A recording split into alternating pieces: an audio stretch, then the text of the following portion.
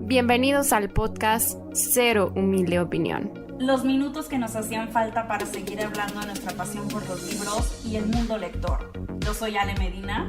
Yo soy Caro Cruz y comenzamos. Hola a todos y feliz año nuevo. ¿Cómo están? ¿Cómo los trata este 2026?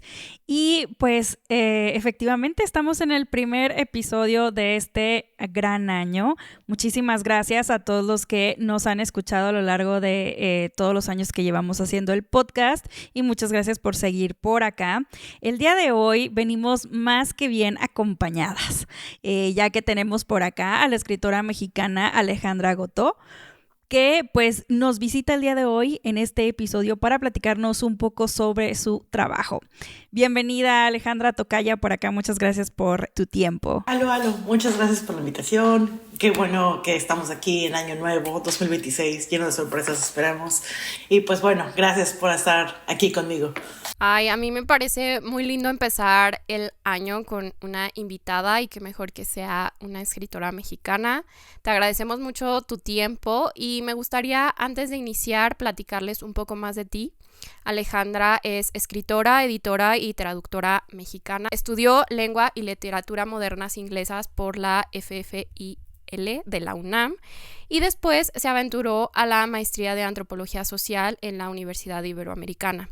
Su obra explora la memoria, la intimidad y los vínculos humanos. Ha publicado en México y en países como Chile y Colombia, entre otros, con títulos como Ruptura, Isadora o El amor absoluto y El amor está en otra parte, su más reciente título publicado en Trillas apenas el año pasado, que es un poco en lo que nos vamos a enfocar a platicar.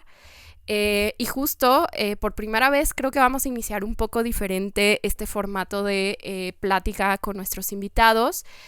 Y me gustaría que iniciáramos así, platicando sobre este libro de relatos que es El amor está en otra parte, que bien comentas, explora las diferentes formas de amor y todo desde una parte muy cotidiana. Entonces, compártenos desde cuándo lo empezaste a escribir y qué pretendes que el lector sienta o cómo que aprenda sobre el amor al leerlo. Pues mira, a mí no me interesa escribir para enseñar algo, no enseñar en el sentido pedagógico, pero sí enseñar en el sentido de mostrar. Entonces a mí me gusta mucho mostrar distintas maneras de amar y tenía esta idea de que, o sea, cuando pensábamos en amor, o cuando mi generación o mis amigas pensábamos en amor, era como amor, hombre, mujer, matrimonio, y pues ya, si ya estaban muy grandes, ya estaban divorciados, ¿no? Yo decía como, bueno, no, seguro hay otra manera de hacerlo. Entonces me basé en esta idea de qué otras maneras hay de amar. Y quise escribir, sí, amor entre pareja, por supuesto, pero también entre parejas no heterosexuales, también en amor padres e hijos, el amor hermanos, y también algo que me interesa mucho, un tipo de amor que me interesa mucho, es el amor a nuestros animales no humanos que están con nosotros. Entonces hay muchos gatos en el libro. Justo me comentaba Adrián Chávez qué pasó con la distribución mundial de gatos y por qué llegaron tantos ahí. Dije, bueno, es que también notaron que no había suficientes en el libro. Hay perros, hay caballos, hay otro tipo de animales, ¿no? Que me gusta también para tratar de mover un poco el centro del ser humano y todo es antropoceno. Bueno, también hay otras partes. Y ¿hace cuánto lo empecé a escribir? A mí me gustan mucho los relatos, me encantan.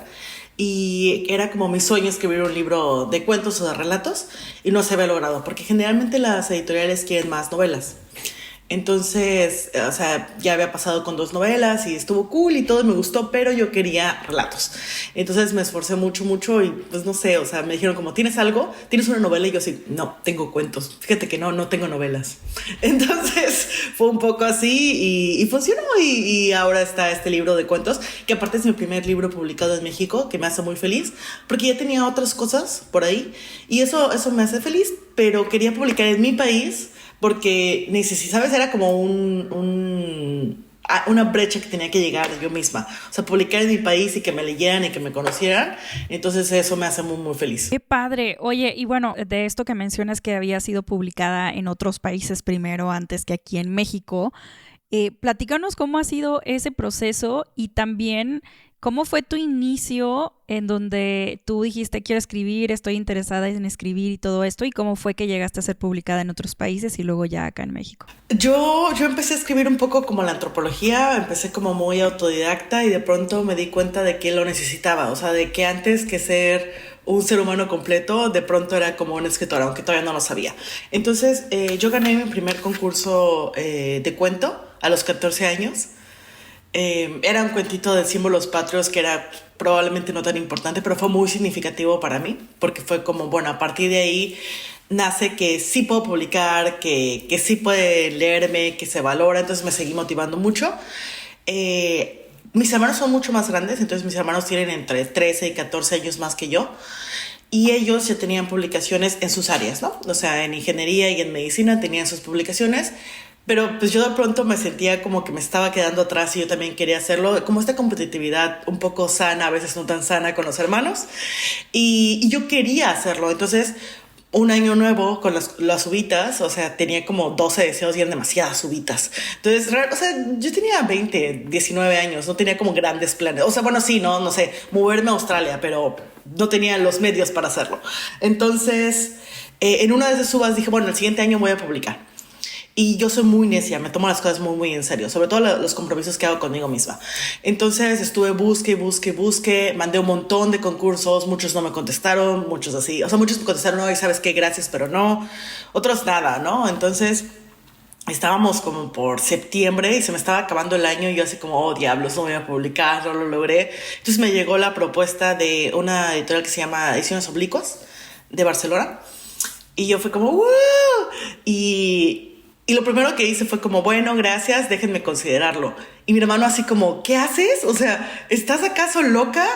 Y yo así como, no, bueno, es que espérate, o sea, ya yo quería publicar y, o sea, esto ya se está logrando, pero ahora tengo que pensar si de verdad quiero publicar. Y mi hermano así de, no, o sea, ¿por qué haces esto, no? Y lo platiqué y todo, no sé si lo platiqué con terapeuta o lo platiqué solo con mis hermanos, pero fue como, ¿qué es lo que te da miedo? Y es que lo que me da miedo es que a la gente le guste. Y todo el mundo como, ¿qué?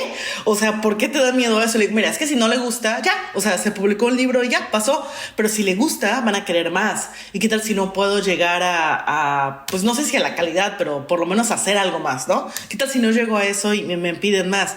Entonces ya, superé mis miedos, no tanto, pero bueno, se publicó en España, lo cual estuvo muy bien. Nada más que no pude ir a la presentación porque pues yo todavía era estudiante. Entonces mi familia me dijo como, oye, pues nosotros te apoyamos, puedes ir, pero pues te puedes quedar una semana, ¿no? Y la verdad es que no tenía caso hacer un viaje tan largo para una semana y gastar tanto. Y dije, no, bueno, no voy. Creo que ni siquiera se hizo virtual, no me acuerdo. Aquí llegó un poco, aquí en la ciudad, bueno, estoy ahorita en Estados Unidos, pero en la Ciudad de México hubo presentaciones que yo estuve gestionando y todo eso estuvo muy bonito. Hubo una en el Centro de Educación Literaria de Javier Villaurrutia, que me gustó mucho. O sea, porque igual pasé por ahí y dije, quiero este edificio. Soy casi como, no sé. Y bueno, eso fue en España, como a los 20, 21. Y luego, después de eso, bueno, ya estaba en la carrera, estaba estudiando letras modernas inglesas en la Facultad de Filosofía y Letras y tenía un novio súper mala onda, ¿no? Entonces, él era poeta y él era como mucho esta cuestión de, no sé, como de competencia dentro de la pareja, pero eso sí era muy malsano. Entonces, o sea, me di cuenta después, pero siempre me hacía cosas como que por alguna razón se enojaba conmigo antes de la presentación, yo llegaba tarde, o sea, ¿sabes? O sea, como que empezaba a sabotear algunas cosas. Entonces, fue la peor relación que he tenido en mi vida y destruyó mucho de mi confianza y mi amor por la vida y la literatura entre eso. Entonces, dejé de escribir, dejé de hacer muchas cosas después de eso. Fue como para sanarme a mí misma. Entonces, como de los 20 a los 25 casi no escribía, la verdad, o sea, muy poco. Luego empecé a estudiar antropología y llegó otra vez como el amor a la vida y así llegó la primavera y todo bonito. Y empecé a escribir otra vez, pero tenía muy poco tiempo porque casi todo lo que estaba haciendo era antropología. Pero me di cuenta de que la antropología pues podría ser otra rama de la literatura, ¿sabes? O la literatura podría ser otra rama de la antropología. Entonces eso me gustó mucho. Y por ahí llegó la pandemia. Y durante la pandemia fue hermoso para mí porque de pronto descubrí que tenía 3 horas más en mi vida diarias. O sea, yo tardaba muchísimo tiempo en transportes y traslados. Entonces fue como, wow, ¿qué hago con tanto tiempo? o sea, volví a leer así por placer muchas cosas, volví a escribir. Me volví nómada, entonces ya cuando me volví nómada, o sea, de pronto no podía no escribir, ¿sabes? De pronto pasaban cosas y necesitaba escribirlas. Entonces me dediqué a escribir. Ahí fue donde salió Isadora o el amor absoluto, que se publicó en Amazon para que tuviera distribución mundial. Y después, en el año pasado, 2024, fui de las ganadoras del concurso de escritoras mexicanas. Y entonces igual, o sea, eso para mí fue como muy importante, fue igual un parteaguas porque dije, órale, o sea, a lo mejor sí escribo bien, a lo mejor sí va a tener reconocimiento. Tenía como todavía estas ideas de que, pues miedo de ofrecer mi obra y todavía como un poco de esa vocecita malvada de mi exnovio que quedaba por ahí en mi mente. Entonces dije, bueno, va. Y platicando, entre ellas me dijeron, oye, no tienes nada. Y ya, les di los cuentos y pues ya, así es como estamos aquí y ahora. El libro de cuentos, El amor está en otra parte, se publicó el año pasado en septiembre, el 16 de septiembre, entonces la verdad es que tiene súper poquito. Y pues le estoy dando mucha promoción a ese ahorita. Ya como más confiada, ¿sabes? De lo que hago, más segura de mí misma. Que me parece muy mágico porque no solo fue todo este proceso en donde te tuviste que convencer a ti misma de que sí querías que el mundo te leyera y que eres buena, sino que también fue muy coincidente nuestro encuentro o conocernos porque fue a través de una autora que ni siquiera es mexicana, que estoy hablando de Elaine Vilar. Yo en modo fan me acerqué, estabas con ella y pues bueno, ya supe que también escribes y tal, entonces no sé, parecen esas coincidencias muy, muy bonitas y en ese momento no se dio tiempo a lo mejor de más interacción, pero por eso nos gustó abrirte acá tu espacio y conocer un poco sobre todo este camino. Y hablando de eso, ya mencionas algunos puntos, pero ¿cuál dirías que ha sido tu trabajo de escritura más retador? Bueno, como mencioné antes, a mí me gustan mucho los cuentos, entonces podría decir que los cuentos, algunos de ellos son los más retadores. Uno que se llama Kira Lilith, es de una muerte en pandemia. La premisa es, pues sí, hay una muerte en pandemia y quien está teniendo el duelo decide llamar a una medium para tratar de hablar con este ser amado. Y entonces eso fue muy fuerte para mí porque era, ¿sabes? O sea, es ficción, por supuesto, pero a la vez es algo muy real. O sea, mucha gente tuvo muertes en pandemia y a veces era muy feo que no les regresaran a sus muertos o esta idea de que, o sea, la gente se contagiaba por abrir la bolsa, entonces dejaron de dar las bolsas y empezaron a dar las cenizas. Ese fue muy fuerte.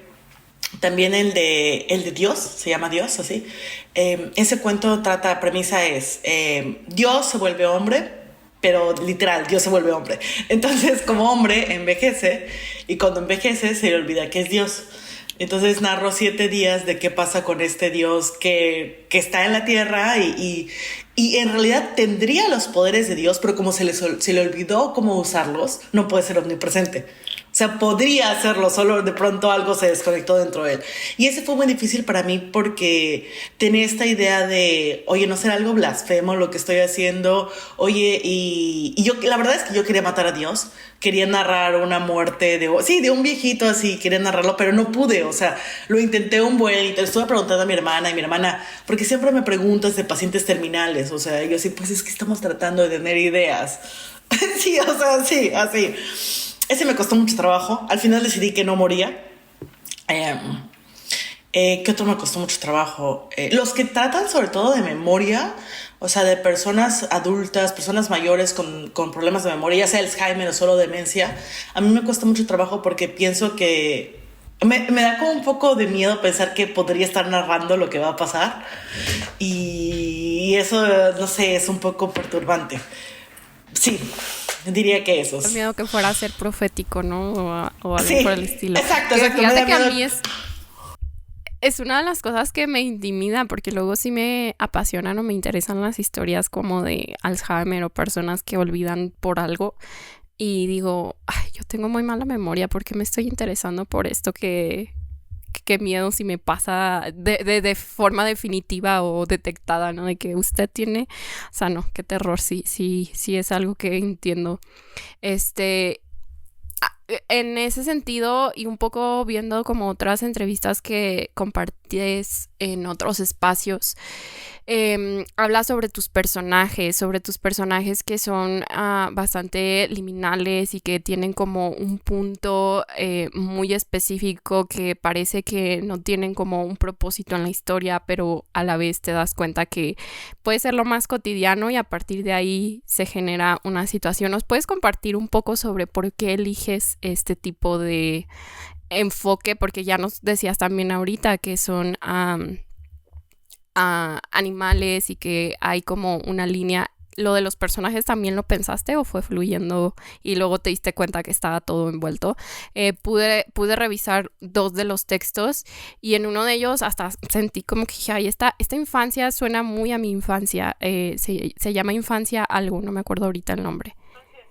Infancia de silencio. Y luego llega un punto en el que ya no es como tan común o cotidiano para mí. O sea, como que dije, ay, esto me sacó de la historia. Entonces, platícanos de eso un poquito. Creo que no lo hice a propósito, solo los personajes se van creando. Creo que, o sea, lo cito mucho, pero algo que creo así es que Milan Kundera dice que los personajes de los escritores son las posibilidades de lo que pudimos ser como escritores si hubiéramos tomado otras decisiones.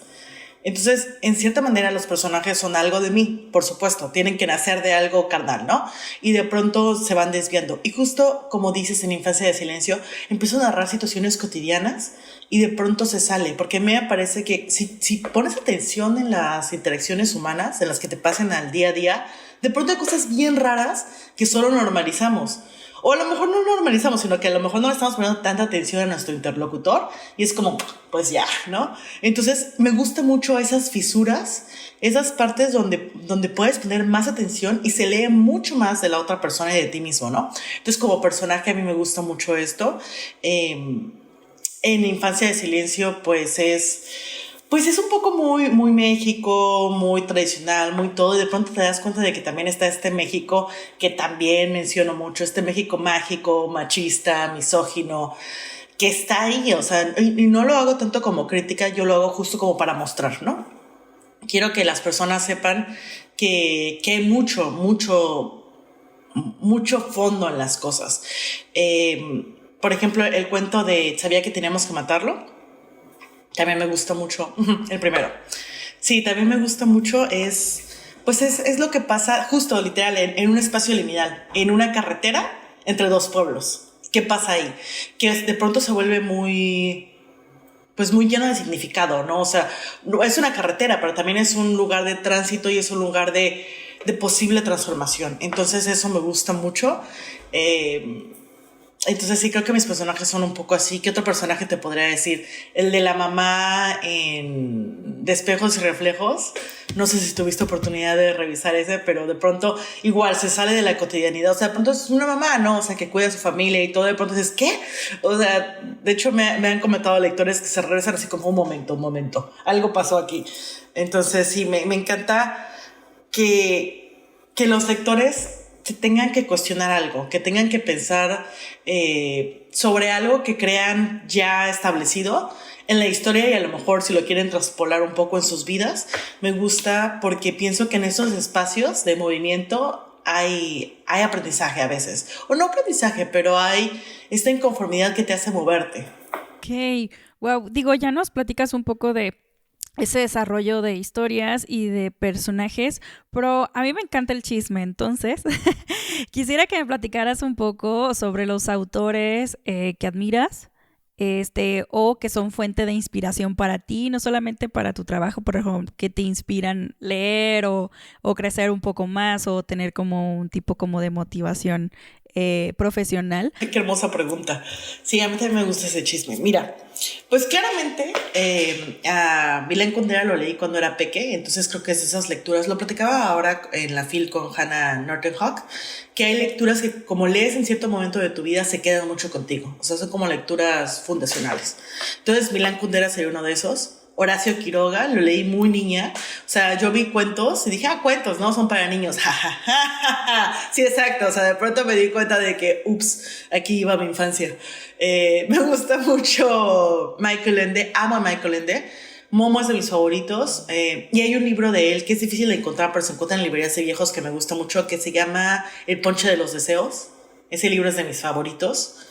Me gusta mucho Shirley Jackson. Ella ya la leí mucho más grande, pero Siempre hemos vivido en el castillo. Me parece una joya. ¿Qué otra? Últimamente me di, y obviamente, ¿no? O sea, eso ya había pasado, pero me di cuenta hace poco, perdón, que se leen muchos menos mujeres en academia que hombres. Entonces quise corregir ese errorcito y me puse a leer mujeres. Entonces te podría decir, o sea, obviamente Amparo Dávila, Rosario Castellanos, amo con todo mi corazón a Samantha Schweblin. Y aparte, o sea, me encanta. Ella la leí cuando era muy pequeña, bueno, no muy pequeña, pero la leí todavía pequeña. Y cuando todavía no tenía nada publicado, dije, wow, a lo mejor sí publico y a lo mejor nos podemos encontrar en algo de escritores. Entonces es como mi sueño, ¿no? Encontrarla. Elaine todavía no lo leo. Me compré su libro y ahí lo tengo, pero todavía no lo leo. Sí, ya sé, debo de leerla, ya sé. ¿Cuál te compraste? ¿El de La Selva? ¿El cielo? El cielo de la selva. Justo, sí, la tengo que leer, o sea, la tengo en mi lista, o sea, muy recomendada y todo, dije, lo necesito, pero como ya sabes, o sea, claro, tengo mi pila de libros que tengo que leer, y aparte como soy nómada, eso se vuelve un poco confuso, porque tengo un montón de libros en PDF, tengo un montón de libros en el Kindle, tengo algunos físicos en casa del esposito, en casa de mi mamá, en casa de mi hermana, o sea, esto es un desmadre, o sea, de dónde están las cosas, pero bueno, tengo que leerla. Hace poquito leí a Alma Delia Morillo. Me gustó muchísimo. Le escribí así súper fan, así, porque hice como una reseña de La cabeza de mi padre, me contestó y yo así, y me dijo que había comprado mi libro y yo así como, entonces vivimos en eso de la emoción. Sí, no, o sea, eso me gusta mucho. Hay un escritor, Fernando Contreras Castro, costarricense. Hay 2 libros que he leído de él, el de Única mirando al mar y Los Peor. Los 2 son maravillosos, o sea, no los he encontrado en México, pero los 2 me parecen maravillosos y quiero leer más de él porque es muy difícil que así 2 libros así on the road de un escritor te parezcan increíbles y los 2 son increíbles, entonces quiero leer más de él. ¿Qué más me gusta? Bueno, Nathaniel Hawthorne, hice mi tesis de licenciatura de él, entonces lo amo profundamente. Me gusta mucho Sarah Neale Hodgson, creo, que es antropóloga, pero sus obras siempre están entre la literatura y la antropología. La literatura no le gusta porque se supone que es muy antropológico y la antropología no le gusta porque es muy literario. O sea, a mí me encanta. O sea, yo digo como, estamos justo en la mitad. Ellos me gustan mucho. ¿Quién más te diría? Bueno, así más asiáticos. Me gusta mucho Banana Yoshimoto. Ella me gusta. Murakami me gusta, pero Murakami me gustan los cuentos. El de los cuentos de hombres y mujeres me parece maravilloso. Las novelas también, pero creo que, no sé, creo que de pronto hay algunas cosas muy tóxicas que me gustaría no replicar, que no lo vi en su momento, pero ya después dices, no lo sé. Entonces, sí. Kipling me parece maravilloso, o sea, Roger Kipling, que me parece increíble, ¿no? Que los británicos se lo apropian y es como, más o menos. Sí, entonces, bueno, Saramago me parece increíble, he leído mucho de él. No tanto las históricas o las que van más hacia la Biblia, a mí me gustan mucho las ficciones de él. ¿Qué más? No sé. Bueno, así que marcó también muchísimo mi literatura y creo que la sigue marcando. Es Guy de Maupassant, Tolstoy, Dostoyevsky, pero en cuentos o novelas cortas. El del cocodrilo me gusta mucho, me parece un cinismo increíble. La verdad no he agarrado Los hermanos Karamazov y así, o sea, todavía no lo agarro. Y de Tolstoy sí me aventé a Ana Karenina y lo amo, pero me parece, también es un libro como muy significativo porque me enseñó que no me encanta narrar novelas porque de pronto hay mucha paja. Y entonces, o sea, sí, van a decir que no y que se necesita. Y sí ayuda la trama, pero cuando Lenin narra 30 páginas de su vaca, dices, por favor, por favor. O sea... Oye, que sepas que aquí somos haters número 1 de Ana Karenina, justo por un poco la extensión. Yo no quiero saber sobre los ranchos de Rusia, me disculpan. Justo ahorita que dijo Ale, entonces sí entiendo, sí entendemos pues el feeling, y pues yo creo que ya hicimos un perfil muy completo de qué autores te han atravesado y qué te gusta más o menos leer. No sé si has tenido oportunidad de leer, pero ahorita que mencionabas como pues que la antropología también de alguna manera te incide, a Alaide Ventura Medina, mexicana también. Léela porque ella justo pues mezcla como estas dos carreras o pasiones que tiene, y yo creo que podría gustarte. No sé cuál te diría que sea el mejor para iniciar, pero los 3 que tienen publicados, que es como Caracol, Entre los rotos y Autofagia, son buenísimos. Sí, aparte ya he estudiado mucho el ser humano desde la vejez. Y es muy interesante. Sí, es bastante... Aborda, lo de la memoria y así, entonces yo creo que te puede gustar. Sí, me va a interesar. Sí, tiene, bueno, como Caracol, que está por SM, y sus otras 2 novelas. Ella ganó el premio Mauricio Achar, creo que en 2017, con Entre los rotos, y tiene su última novela que fue Autofagia, también los últimos 2 por Penguin Random House. Sí, tengo que buscarla.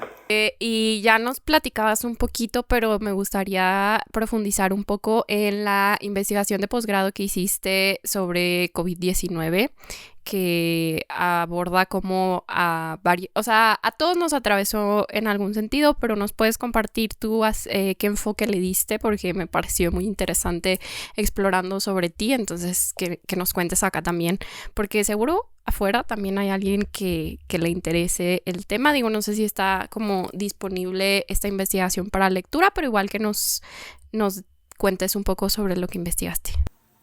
Sí, de hecho sí, está disponible. O sea, pueden buscar nombre, apellido, y está en la biblioteca de la Ibero, en la Clavijero. Entonces, mira, yo iba a hacer originalmente mi trabajo en los Altos de Chiapas. Entré a antropología súper enamorada de San Juan Chamula. Yo quería hacer un trabajo de investigación en la iglesia de San Juan Chamula, que es súper sui generis, ¿no? Pero pues luego la pandemia, gracias. Entonces me dijeron, si quieres ve, pero pues nada te asegura que si te enfermas pase algo, ¿no? Yo sí, no, la verdad no quiero ir. Entonces, yo toda mi vida he convivido con muchos médicos. Mi abuelo era médico, mi hermana es médico. Entonces, pues mi asesora de tesis me sugirió, oye, ¿por qué no lo haces de COVID, güey? Dije, bueno, de COVID es muy buen tema, no hay mucho, tengo que aprender de hacer antropología digital e investigación etnográfica online, porque la verdad no sé muy bien cómo, pero va. Entonces decidí, fuimos, o sea, como era fue algo muy extraño en la investigación, porque generalmente tú ya tienes tus participantes o tu tema de estudio y está ahí, pero la COVID-19 se estaba moviendo constantemente y había mucha información que salía, que se desmentía, que se peleaban entre ellos. Entonces tú decías, de pronto ahí tuve que hacer una adaptación para estar leyendo mucho y estar todo el tiempo investigando. Entonces, yo estaba en mi depa con mi gato, volviéndome un poco loca, y de pronto estaba platicando con médicos todo el tiempo, ¿no? Entonces les preguntaba desde cómo se sentían, cómo lo vivían. Mi tesis se llamó La mente y el cuerpo en sujetos biomédicos en la COVID-19, y luego pongo las fechas, que no me acuerdo exactamente porque delimité ciertas fechas. Y entonces la investigación fue en primera línea, zonas COVID, con médicos, terapeutas, personal de limpieza, a veces personal administrativo, pero sobre todo médicos y terapeutas que tenían que estar, los que tenían sus trajesotes del espacio. De hecho, me ofrecieron darme un trajezote para entrar. Les dije, no, o sea, no puedo entrar. 1, me parece irresponsable. Y 2, o sea, no tenemos tantos trajes, o sea, no puedo usar uno y quitárselo a un médico que tenemos que lo necesita, ¿no? Entonces, se divide en mente y en cuerpo. Y la idea es cómo se vive esta corporalidad cuando la medicina te dice que somos mentes, que somos, o la ciencia te dice que somos algo más que cuerpo, y la realidad dice, somos cuerpo, te estornudan y te mueres. O sea, aquí te estornudan y bye. Entonces quise poner mucho tomé algunos, o sea, estuve preguntando con muchos médicos. Al final escogí como 5 para centrarlo un poco más. Me gustaba mucho una doctora que se enfermó de COVID y entonces dice que literal le lleva caminando en el parque ya cuando se estaba recuperando y una niñita corrió más rápido que ella. O sea, cómo te dañaba condición de los pulmones y hay un montón de otras cosas que te dañaba que no se sabía. Como muchas de las medicinas que se prescribían se sabía que iban a tener efectos secundarios graves, pero era para salvar al momento a la persona y era como, mira, o sea, le doy esto y le daño la audición después, o no le doy esto y lo mato. O sea, que fueron decisiones muy difíciles que tuvieron que tomar. Quise centrarlo en doctores, sobre todo, en médicos, porque se hablaba mucho de los pacientes y me parece muy, muy importante, pero también un médico en una pandemia es un sujeto que está bajo mucho estrés, que no sabe muchas veces lo que está haciendo y que está arriesgando su vida. Y entonces, o sea, tenían muchas críticas, lo cual sí, a veces tomaban decisiones muy radicales, muy drásticas, pero también lo estaban haciendo con lo mejor que podían, ¿sabes? O sea, entonces eso me gustó mucho. Al final yo quería hacer algo como para retribuir a mi población de estudio, pero no podía ir, ¿no? Entonces terminé aprendiendo a hacer panqués de bananas. Entonces veía a un médico y le mandaba como 25 panqués de bananas o más. Entonces otros médicos me empezaron a contactar así, hola, ¿tú eres la de los panqués de banana? Yo te puedo dar una entrevista, yo quiero un panqué. Y entonces eso fue muy lindo, ¿sabes? O sea, cómo crear comunidades un poco virtuales, un poco físicas y a veces... O sea, yo estaba platicando 24 horas con médicos, entonces en la noche a veces me decían, oye, a ver, espérame, es que acaba de llegar alguien que se está muriendo. O sea, este tipo de conversaciones que de pronto ya eran muy normales, tanto para ellos como para mí, ¿sabes? Y bueno, de eso fue mi tesis. Y me divertí mucho haciéndola, fue muy difícil, me tuve que meter a antropología médica. Yo la verdad, yo creí que iba a ir a antropología, pues sí, creí que iba a ir a antropología de pueblos originarios, ¿no? Y a la mera hora no, o sea, yo quería rituales, justo también, como quería rituales, también metí rituales, pero desde la medicina, ¿no? O sea, esto de cómo nos lavamos las manos, cómo nos ponemos el traje de seguridad. Había médicos que solo se ponían pañales, era como, güey, o sea, yo no me puedo quitar este traje de seguridad porque significa ponerme otro y tirarlo y no tenemos trajes de seguridad, entonces solo se ponían pañales o que no comían o no bebían agua en 12 horas de guardias. O sea, sí, fue muy impresionante. De hecho, me han dicho que si quiero tocar desde la ficción, eso, creo que sí me gustaría. Las historias, había historias muy buenas. También algo que me gustó mucho es que los familiares le daban letreritos o cartitas a sus familiares y como no se los podían dar porque se podían infectar, se los ponían en los vidrios para que los pudieran leer. Eso fue muy bonito. Entonces había cosas muy lindas. También hicieron como altares a vírgenes en las entradas de áreas COVID, que fue muy, muy interesante. Oye, pues creo que como dices, hay historias lindas y bonitas dentro de la investigación. Entonces, por si le quieren echar un ojo, pues ya saben, la buscan con su nombre. Dijiste que en el archivo de la Ibero, ¿verdad? En la Ibero, en la Clavijero. Ok, muy bien, para echarle por ahí un ojo. Y digo, ahorita estuviste mencionando sobre algunas cosas que tal vez podrías tomar de esta investigación que hiciste para tu tesis, tal vez para volver algo de ficción, pero ¿tienes alguna historia o alguna idea en mente que te gustaría próximamente plasmar en páginas? Que digas, no, esto ya sí lo voy a hacer, o algo que ya estés como que medio trabajando ahí la idea, pero todavía no la concretas.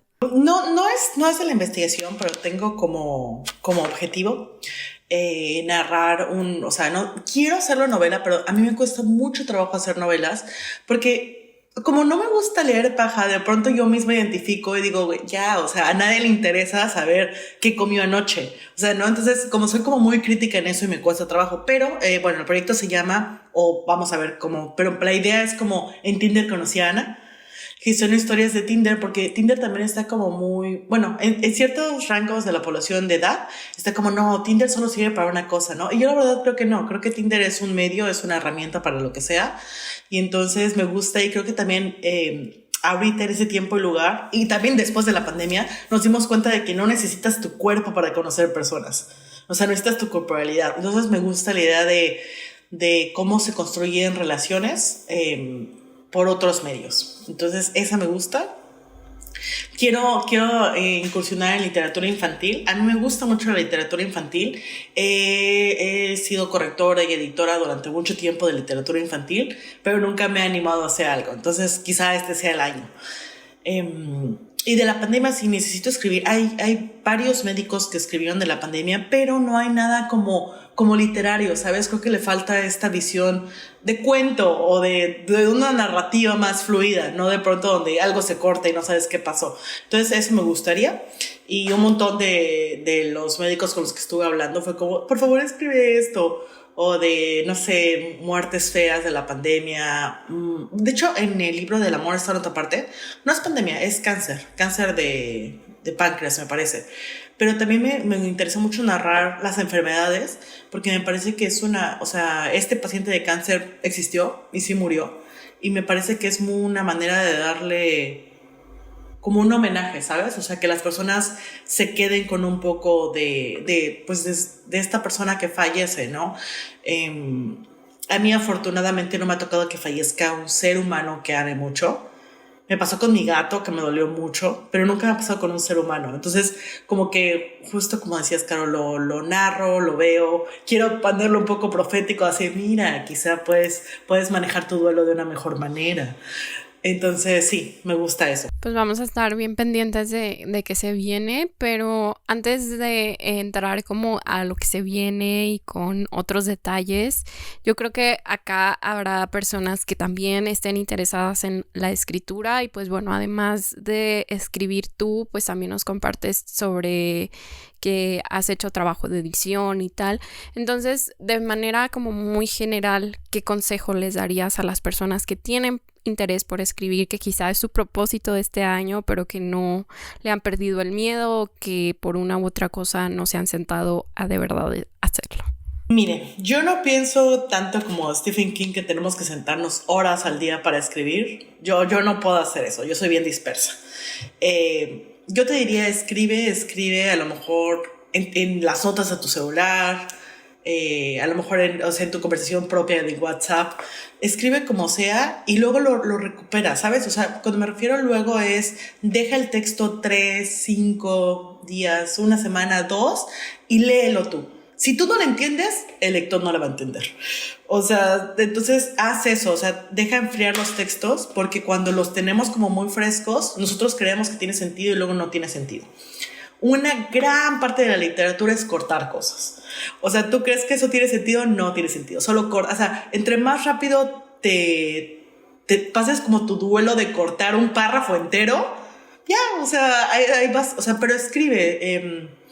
Y no tiene que ser como una gran idea, escribe. Yo pienso que muchas veces la cotidianidad, o sea, se ven mis textos, o donde no pasa nada, es donde realmente pasa. O sea, yo no pienso en héroes y heroínas muy, ¿sabes? O sea, ricos, guapos, donde todo les sale bien. O sea, sí, está padre eso, pero también pienso en personajes más humanos, más cotidianos. Entonces, bueno, eso les diría. Escríbelo, aunque sea en tus notas, deja el texto reposar, retómalo. Tienes que hacer ese trabajo porque no puede irse un texto sin que le hayas dado unas 3 leídas, por lo menos. Bien, qué interesante. Fíjate, me gusta esa idea de dejar marinar las palabras, ¿no? O sea, de, ok, esto ya necesito dejar de leerlo en un momento. O sea, voy a regresar luego para mejorarlo, ¿no? O sea, para disfrutar ya su máximo. A mí me encanta saber qué es lo que está leyendo la gente actualmente. Entonces, mi última pregunta va sobre eso. Si estás leyendo actualmente algún libro o estés leyendo algún tipo de investigación o algo así, algún texto que nos puedas compartir que sea de tu interés y que te esté gustando, o a lo mejor algo que no te esté gustando tanto, pero ¿qué es lo que andas leyendo? Sí, mira, justo estoy leyendo siempre, los tengo aquí atrás todos. Generalmente leo, te digo, en Kindle, en audiolibro y todo. Tengo que me compré en la FIL, que yo me sentí muy feliz de lo que vi en América, porque pensé que era América como el continente y luego me di cuenta que es América el país. Entonces eso me decepciona un poco, porque para mí América es un continente. Entonces eso Ajá, exacto. Entonces, o sea, obviamente es Chesterton. Debí de haber pensado que era Estados Unidos, pero bueno, ¿no? Entonces, de Tú eres la tarea, de aforismos, de Franz Kafka, nunca lo había visto. Me lo compré en Colombia y está interesante. Quiero entender más de... O sea, me encanta Kafka porque es un personaje muy divertido. O sea, es como, ya casi me caso, mejor no. O sea, se aventó como 3 posibles propuestas de matrimonio y no. Él siendo hombre, entonces me parece como, o sea, ¿qué estás haciendo? Y acabo de leer Famosas Últimas Palabras. Ya lo terminé. Me gustó, pero siento que me dejan un poco... No sé, pienso que en algunos textos parece que el narrador es hombre por cómo retrata a las mujeres. O sea, como muy sexualizadas o muy dispuestas, ¿sabes? Entonces eso me dio un poco de, no sé, de cringe. Sí, me dio cringe. Y estoy leyendo uno de Rosario Castellanos de cuentos, que no me acuerdo cómo se llama, que te dejé en el cuarto. Esos son los 4 físicos que tengo ahorita. En audiolibro tengo el de El Príncipe Lestat. Sigo desde hace años con las The Vampire Chronicles. Me gusta mucho, o sea, es como, justo en esas novelas hay veces que no pasa nada, pero me gusta, ¿sabes? Entonces sigo leyendo de los vampiros. Y tengo uno que puse en mi listita de que quería leer, pero no lo he empezado. Porque claro, en la FIL bajé Everard y me di cuenta de que no puedo tener otra plataforma para leer libros porque no tengo tiempo. O sea, esto no está funcionando. No, ni siquiera puedo verlo. Aquí está. Quiero leer Deep Light de Francis Hardinge y The Glass Castle. Esos 2 los tengo como ya casi los leo, ¿no? O sea, quién sabe. Pues eres también lectora, ahora sí que múltiple, porque aquí de repente pero yo creo que Ale más Ale tu tocaya aplica más de leer varios al mismo tiempo. Yo he tenido una temporada en la que estoy con uno a la vez, pero qué padre. Creo que son lecturas interesantes, entonces espero que las sigas disfrutando y descubriendo muchas nuevas cosas. Y para ir cerrando un poco este espacio, ya nos comentabas que el libro de Isadora está en Amazon. Hablábamos sobre este libro de relatos que está en Trillas, pero puedes recapitular dónde encontramos tus textos, dónde te podemos leer, porque sé que también tienes un blog compartido con alguien, entonces que nos cuentes dónde te pueden leer. Sí, gracias. Miren, en Amazon está disponible en inglés y en español. La traducción la hice yo, Isadora o el amor absoluto. Luego ahorita está en México Gandhi, Trillas, Mercado Libre, Summer Sears, todas las tienditas que te puedas imaginar. Está el amor... ¿Sí? ¿Cómo se llama? Es nuevo, se vale. El amor está en otra parte. Justo, el amor está en otra parte. Ese libro. Yo lo escribí, confíen en mí. No, no es cierto. El amor está en otra parte. Está disponible en México por todos lados. Y también está en Amazon para Kindle. Online, si buscan mi nombre, estoy en varias antologías. Varias están disponibles. Eso está chido. Está disponibles y son gratis. O sea, como para que tengan una probadita del trabajo. Y también soy columnista en Isotopías. Tengo una columna cada domingo, creo que es el último domingo del mes. A veces no es un domingo porque soy un poco desorganizada, pero bueno, ahí está. Y también escribo en inglés en Croacia, en el Dubrovnik Times, y ahí escribo mucho de antropología, viajes y el contraste que yo viví un tiempo en Croacia, así fue como llegué ahí. Entonces tengo como este contraste de como mexicana en Croacia, y en un Croacia súper ex Yugoslavia, o sea, porque de pronto todavía te encuentras a muchos yugoslavos, no te encuentras croatas, te encuentras yugoslavos. Entonces ahí es como este contraste como México, como lo vi ahí, y eso me gusta mucho. Y me gusta mucho desde la antropología. Empecé con un texto que se llama Bura, porque allá nombran a los vientos. Entonces el Bura es el viento del norte. Entonces me pareció increíble y voy investigando por ahí cosas. Tengo un blog personal porque mi esposito siempre dice que debería tener un blog personal y existe. Se llama Cardinal Humors. Soy muy desorganizada, pero si me leen me motivan a ser más organizada. Ayúdenme, compas.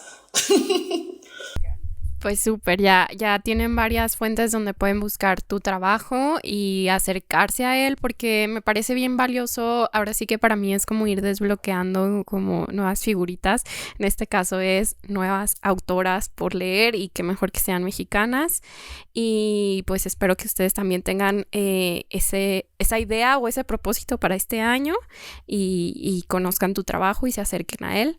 Muchísimas gracias por tu tiempo. Así es como vamos a dar por concluido el episodio del día de hoy. Gracias a los que llegaron hasta esta parte del episodio. Y por supuesto a ti, Alejandra, nuevamente por tu tiempo y tu espacio. ¿Algo más que te gustaría añadir antes de despedirnos? 2 cositas. 1, cuando era peque yo creía que quería ser escritor porque en la biblioteca de la casa había escritores. Yo no sabía que podía haber escritoras. Entonces me parece como muy valioso leer mujeres porque a alguien va a tener sentido para esa persona y va a decir, oye, yo también quiero, yo también puedo, ¿sabes? Eso es bueno. Y la otra es, por favor, síganme en Instagram. Estoy tratando de ser más como activa en redes sociales. Estoy como Alejandra Gotó, con apellido raro. Así. Gracias. Sí, de hecho vamos a dejar en la cajita de información del episodio las redes de Alejandra para que la sigan y vean también un poco más de su trabajo y de sus opiniones. Y pues recuerden que también nos pueden seguir a nosotras en nuestras redes sociales. Nos encuentran como Ser Humilde Opinión en Instagram y TikTok. A Caro la encuentran como Aries en Libros, a mí como El Leer en Todas Partes, ambos usuarios con _ intermedios en Instagram y TikTok. Nos escuchamos a la próxima. Adiós. Bye.